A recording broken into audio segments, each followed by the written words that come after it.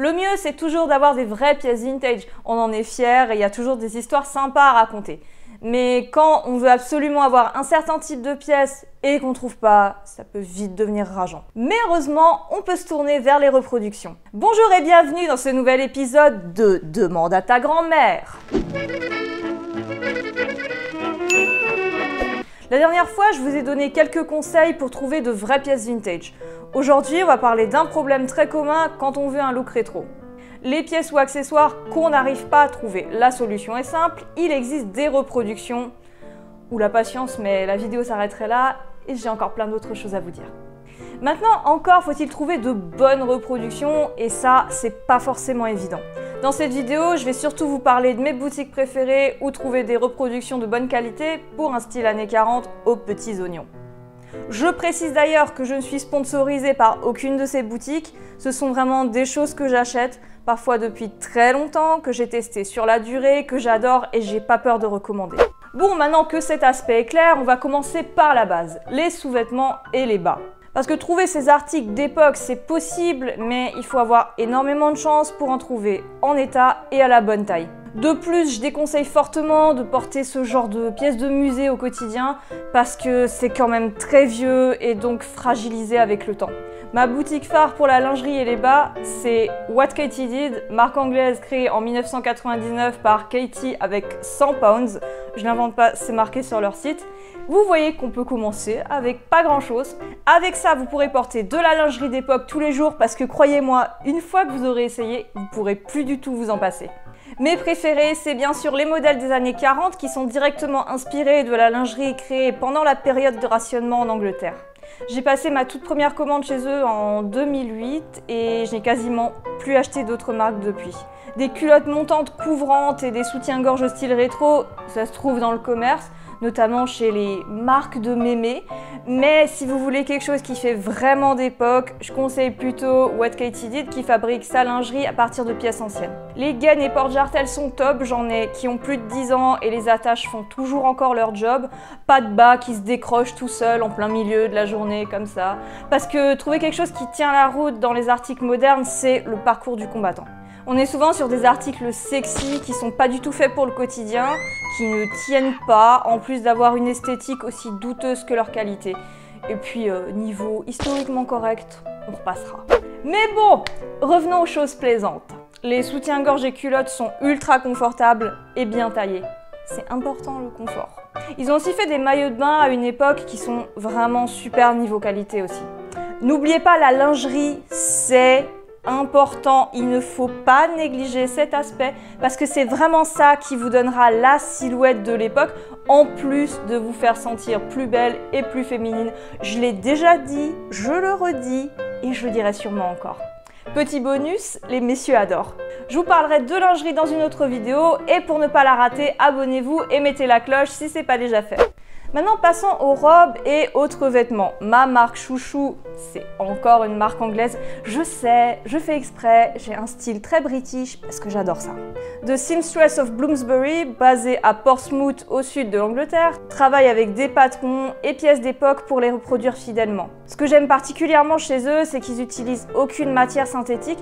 Tous les vêtements sont faits avec des tissus d'origine naturelle. Tout est bien sûr également fabriqué sur place en Angleterre. Par contre, un petit détail qui risquerait de vous surprendre, les vêtements sont fabriqués comme à l'époque, donc la plupart ne sont pas doublés, notamment les robes, alors n'oubliez pas d'investir dans un fond de robe, très facile à trouver en friperie. Une deuxième boutique que j'aime beaucoup, c'est The House of Foxy, également une marque anglaise, qui fabrique en Angleterre et dans d'autres pays d'Europe. C'est un aspect qui est important pour moi parce que je souhaite éviter au maximum tout ce qui est fabriqué à l'autre bout du monde. Les deux marques proposent des produits de qualité très bien taillés, de très bonne facture, qui tiennent très bien au lavage. Je traite ces reproductions de la même manière que je traite un vrai vêtement vintage. C'est d'ailleurs ce que Seamstress of Bloomsbury recommande de faire. La robe que je porte aujourd'hui vient de chez House of Foxy, je l'ai déjà depuis plusieurs années. Sinon, saviez-vous que vous pouviez aussi avoir des reproductions, mais qui sont vraiment vintage? C'est compliqué, hein? Mais non, absolument pas. Retenez bien cette petite astuce, la mode est une éternelle boucle. Pour les années 40, vous pourrez trouver des robes des années 80 qui ressemblent à s'y méprendre. Tout ce qui était robe-chemise était très à la mode dans les années 80. On a tendance à oublier ce détail parce que tout ce qu'on retient généralement de la mode des années 80, eh ben c'est ça. Mais non, comme dans toute décennie, il y a toujours eu plusieurs styles. Dans les années 80, on trouve donc un revival des années 40 et on adore. Évitez juste le polyester et certains motifs, mais prenez une robe en coton avec un imprimé Liberty et le tour est joué. D'ailleurs, petit constat amusant, les années 80 sont devenues tendance ces dernières années et on trouve dans les magasins actuels des modèles inspirés de cette époque. Et qu'est-ce qu'on trouve aussi? Des robes qui font années 40, puisque ce sont des reproductions de robes des années 80 qui étaient des reproductions des robes des années 40. Je vous ai dit, la mode, c'est une boucle. Pour les reconstituteurs d'époques plus anciennes, ce conseil n'est pas génial, je sais, parce que je pense pas qu'on va revenir sur les perruques et habits à dorure. Je pense qu'il y a peut-être des limites à la boucle. Bref, maintenant parlons de ce qui est le plus difficile à trouver, même encore plus difficile que la lingerie, les chaussures. Les chaussures vintage, c'est une galère. Soit elles sont pas en état, soit elles sont pas à la bonne taille, soit les deux. Et quand on trouve une belle paire en état, on n'a peut-être pas spécialement envie de lui faire avaler des kilomètres parce que avec l'âge, on ne sait pas si elles tiendront le coup. Et de plus, avec l'âge du cuir, elles peuvent avoir durci et être devenues vraiment inconfortables. En bref, trouver des chaussures vintage, c'est difficile et c'est le truc qui pêche le plus dans les tenues qui se veulent d'époque, que ce soit civile ou militaire d'ailleurs. Pourtant, les chaussures sont d'une importance capitale pour compléter une tenue qui se veut représentative d'une époque. Pour mes tenues années 40, je porte principalement des chaussures qui viennent de deux boutiques. All Heels on Duty, marque américaine qui fabrique des chaussures militaires.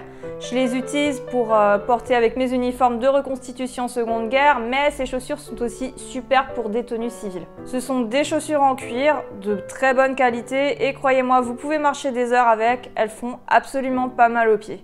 American Duchess, anciennement Royal Vintage, le site que si on va dessus, on veut absolument toutes leurs chaussures. J'en possède plusieurs paires, increvables et confortables. Ce site est surtout parfait pour les chaussures d'été. Maintenant, dernier petit détail, parce que le détail c'est important quand il s'agit d'une tenue d'époque. Et puis en plus, ça apporte une certaine satisfaction personnelle, c'est le maquillage. Ça fait toujours plaisir de pouvoir se dire qu'on porte la bonne couleur ou qu'on utilise le produit de la même manière qu'à l'époque. J'ai déjà parlé de cette marque dans ma vidéo tuto maquillage, il s'agit de Besame Cosmetics qui reproduit des cosmétiques anciens, le tout dans une qualité moderne. Il y a deux teintes de rouge à lèvres que j'adore, c'est American Beauty, une couleur de 1945 et le Victory Red de 1941. Ils font aussi du vernis à ongles qui est assorti au rouge à lèvres et qui est vraiment pas mal. Par contre, pour le vernis à ongles, je préfère aller plus loin encore et utiliser le fameux Raven Red de Revlon, en vente depuis 1945 et qui existe toujours. Comme ça, on peut même acheter la marque de l'époque. Dommage qu'ils aient changé le flacon. Pour une manucure années 40, je vous ai aussi fait un petit tuto à base d'œillets de classeur. C'est cool ça, non? Et pour ceux qui ne l'auraient pas encore vu, le lien est dans la description. Maintenant, vous allez me dire que j'ai pas parlé de sac à main ni de bijoux. Tout simplement parce que j'ai jamais acheté ces articles en reproduction. Les sacs et bijoux sont des choses qui tiennent vraiment très bien dans le temps et j'en utilise donc des anciens, héritages familiaux souvent et je peux donc rien vous conseiller à ce niveau-là. Maintenant, dernier petit conseil, je vous ai donné quelques bonnes boutiques de repro, mais ça vous dispense quand même pas de faire des recherches quant à la véritable mode de l'époque et de ne pas acheter des choses les yeux fermés. Surtout que la plupart des marques de reproduction ne font pas qu'une seule décennie. Ah oui, j'ai failli oublier, petite parenthèse à propos des boutiques de vêtements pour pin-up. Oui, vous voyez desquelles je parle. On peut y trouver parfois des pièces qui font authentique, mais bon, faites attention quand même. Comparez toujours avec de vraies images anciennes, la règle de base. Ne vous fiez pas totalement aux vendeurs non plus, parce qu'il y en a trop qui racontent n'importe quoi dans l'unique but de vendre leur cam. Et voilà, avec ça, plus vos super trouvailles vintage, vous avez toutes les clés en main pour vous composer la tenue parfaite. A plus pour une prochaine vidéo. Pendant que vous êtes encore là, faire des vidéos demande un investissement en temps, mais aussi en argent. J'ai beaucoup d'idées pour la suite, mais je vais avoir besoin de votre aide pour les réaliser. Ici, il n'y a pas de Tipeee ou de Utip, mais j'ai une boutique en ligne, je fabrique des objets de déco en bois, le lien est dans la description. Si vous voulez aider, faites-vous plaisir en achetant un objet sur mon site. Merci pour votre soutien.